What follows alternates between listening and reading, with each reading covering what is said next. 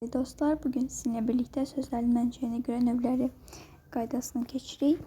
Yəni bu video dərsimizdə nə izah edəcəm? Əsl Azərbaycan sözləri və başqa dillərdən alınmış sözləri izah edəcəm.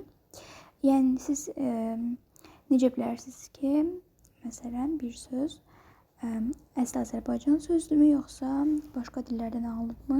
Bugün sizə bunu izah edəcəm. İndi Azərbaycan dili türk dillər ailəsinə mənsub olsa da uşaqlar başqa dillərlə də əlaqələri olubdur. Buna görə də Azərbaycan dilinin lüğət tərkibində müəyyən dəyişikliklər olubdur. Bu cəhətdə müasir Azərbaycan dilinin lüğət tərkibindəki sözləri mənşə etibarilə iki qrupa ayırırıq. Əsl Azərbaycan sözləri və başqa dillərdən alınma sözlər. İndi əsl Azərbaycan sözləri necə olur? Gəlin birinci bunu buraya yazaq. Əsl Azərbaycan sözləri, Azərbaycan sözləri.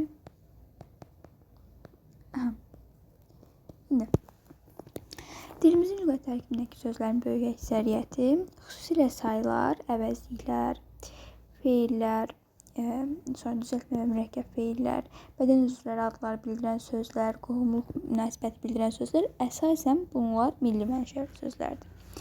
Amma hər birində istisnalar mövcuddur təbii ki də.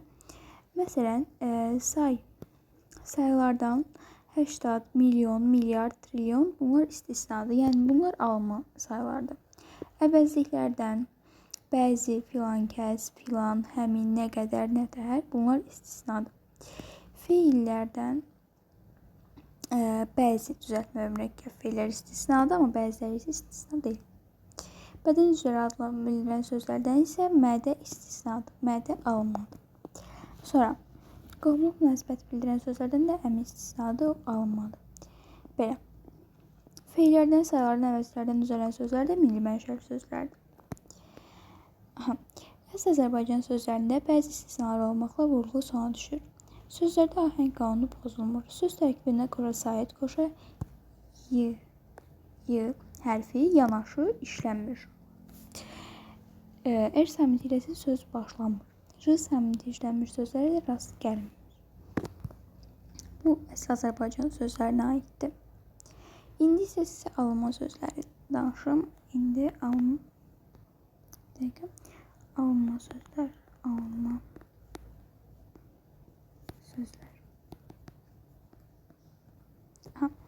Alınma sözlər necə olur?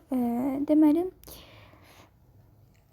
deyə bilər ki, müasir dövrdə elə bir inkişaf etmiş dil yoxdur ki, onun lüğət tərkibi yalnız öz sözlərindən ibarət olsun. Yəni, bu və ya digər inkişafla əlaqədar olaraq xalqlar bir-biri ilə elmi, mədəni, iqtisadi və siyasi cəhətdən sıx əlaqəli olurlar və bu dillərinin yaxınlaşmasına və bir-birinin digərinə söz verməsi üçün zəmin yaradır. Dildəki alınma sözlərlə milli sözləri qarşıdurmamaq üçün alınma sözlərə xas olan xüsusiyyətləri vermək lazımdır. İndi isə alınma sözlərə xas olan xüsusiyyətləri deyəcəm. Alınma sözlərə xas olan xüsusiyyətlər hansılardır? Deməli, hərfi ilə başlayan sözlər bunlar alınmadır. Tərkibində j hərfi olan sözlər alınmadı. Qoşa y işlənən sözlərin hamısı alınmadı. Sonra, qoşa saitlə başlanan və qoşa samitlə başlanan sözlərin hamısı alınmadı.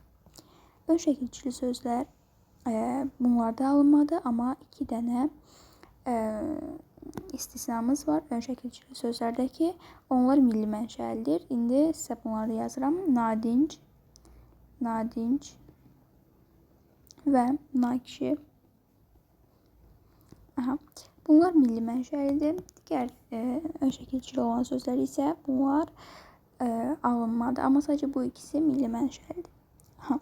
Sonra, din və ilahiyyatla bağlı olan sözlər də alınma sözlərdir. Elm və təhsillə bağlı olan sözlər də alınma sözlərdir. Kökü içərdən dəyişən, yəni fleksiyaya məruz qalan sözlər də alınma sözlərdir. Belə. Bunlar da alınma sözlərin deməli xüsusiyyətləridir. Və son olaraq bir şey də əlavə edeyim. Beynəlmiləli sözlər nədir?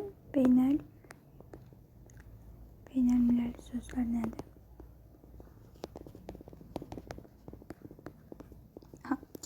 Dilimizdəki alınma mənşəli sözlərin bir çoxu bütün dünya dillərinin çoxunda işlənir. Yəni dünyanın bir çox dilində işlənir. Bu tip sözlər də beynəlmiləl sözlər adlanır. Buna misal olaraq deyə bilərik. Deməli, standart, firma, demokratiya, respublika deyə bilərik. Futbol, prezident, parlament, bu kimi sözlər beynəlmiləl sözlər adlanır.